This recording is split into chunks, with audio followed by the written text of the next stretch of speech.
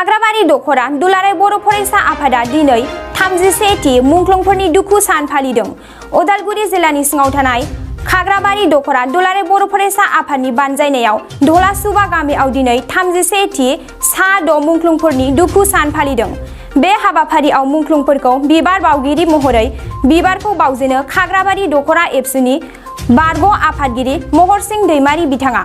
लोगोसे बेयावनो बाहागो लाबावो उदालगुरि जिल्ला दुलाराय बर' फरायसा आफादनि आफादगिरि लहित चन्द्र बर', लोगो नेहाथारि बाबुल बर', बुंथिगिरि रहित बर' बिथां आरो खाग्राबारि दखरा दुलाराय बर' फरायसा आफादनि बिबानगिरि बिथांमोना जथायै बाहागो लानानै बे हाबाफारिखौ जाफुंसार होयो।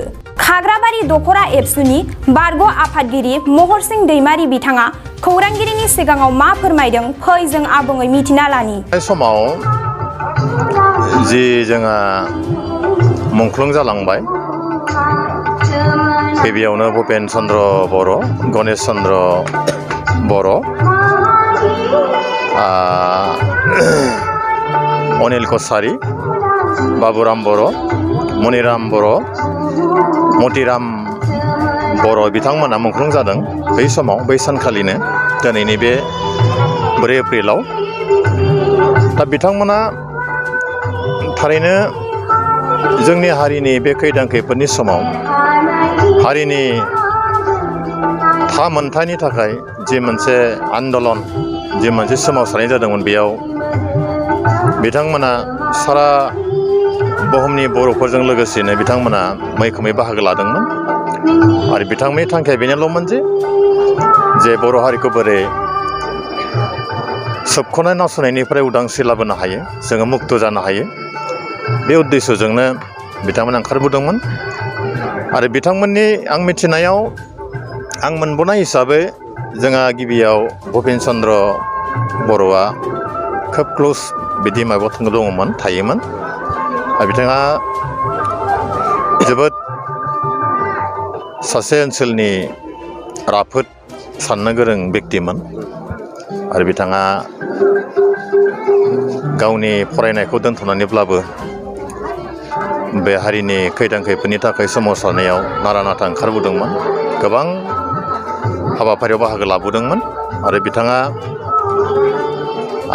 जोबोद सासे फरायनायाव गावनि खिनाखौ जि मोनसे रानिं अबस्थायाव फरायबोदोंमोन, नाथाय सोमावसारनायनि थाखायनो दिनै बिथांनि फरायनाया आसखान्दा जादों।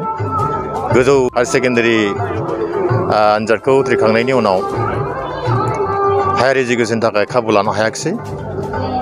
आरो बिथाङा सासे मोजां आर्टिस्टबोमोन आं मिथिनायाव, आरो नुबोदों गावनि मेगनजोंनो। बिदिनो जोंहा गणेश चन्द्र बर' बिथाङाबो सासे ओनसोलनि रोंखा राखा सुबुंमोन, सासे इन्टेलेक्सुयेलमोन। बिथाङाबो गावनि फरायनायखौ जेला बिथाङा ग्रेजुवेसनखौ लानो हाबायमोन बे समावनो। आरो बिथाङा जोबोद माहि आखुनि सासे सुबुंमोन, बिराद नोरोम आखलनि, बयजोंबो गोरोबनानै थायोमोन। आरो बिथाङाबो बे सोमावसारनायाव गावनि सर्बस्व माबाखौ बावनानै सोमावसारनाया लोब्बा लाखिबोदोंमोन। लोगोसे आरो बिथांजों दंफायो बेयाव मुंख्लं जानाय हिसाबै जोंहा बाबुराम बर', गामि बुद्राहाबि। बिथाङा सासे बिदि लेखा फरा गैयामोनब्लाबो गोसो गुदुं बे बर'नि सोमावसारनायाव जाथिनि थाखाय ओंखारदोंमोन, आरो बे थारैनो बाख्नायथावना। मतिराम बर' बिथाङाबो फरायनाया बांद्राय नङाब्लाबो निस्सय बिथाङा हारिनि थाखाय खामानि मावनायाव जेब्लाबो गोसो गुदुं जानानै ओंखारबोदोंमोन, खामानि मावबोदोंमोन हारिनि थाखायनो।